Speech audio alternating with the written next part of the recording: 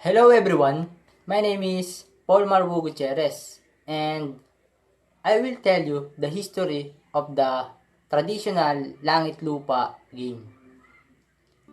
Have you remembered this well-known chant? I hope you have not missed to play this Langit Lupa game during your childhood. This has been one of the most interesting local games we have here in the Philippines. No one could ever identify in an unknown time space who is the genius kid who invented this chant. All we know is that it is handed down from our ancestors down to our parents until today's generation.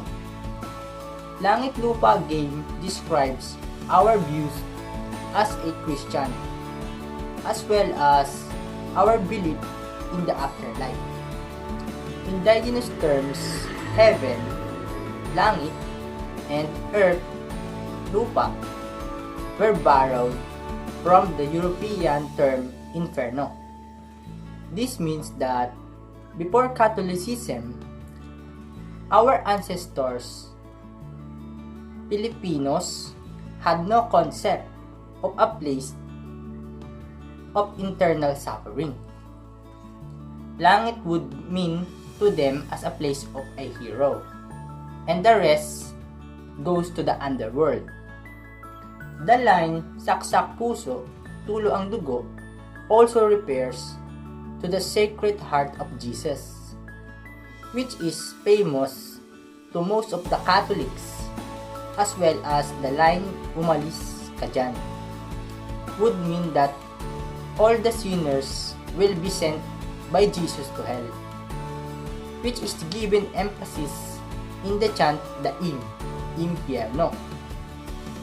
Traditional games just like Langit Lupa are still very much alive in our country today, despite of the age of computer and video games.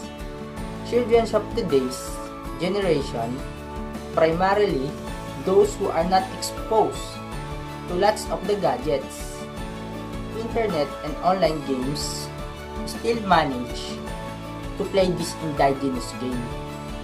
During their pastime, specifically after school, children gathered at their streets and backyards to play this Langit Lupa game with their friends and neighbors. The children stop from playing when it is getting dark, or when they are now called at home by their parents for supper or homework are need to be done. Children can experience the Filipino spirit by playing this game. It could make them feel and realize that games like Langit Lupa are indeed a cultural treasure passed from generation to generation. It serves as a way to instill patriotism and became the way for family bonding. It teaches them to love our country and take pride in being a Filipino. For the lessons they could learn through the play will be part of their lives forever. It also builds their camaraderie among the youth in their neighborhood. Lastly, it brings the community with the fun of the children. This indigenous local game we have in our country must be presented to show appreciation to our national culture, specifically among the new generation, as for them to experience the enjoyment their parents and ancestors have felt when they were young. Mechanics of the game. The game is for at is 3 players who will gather in a circle. One player points designating each of the syllable of the chant to the players, and when the chant stops and a player is pointed at, they are out and safe for being the it or taya. The last person left will be the it.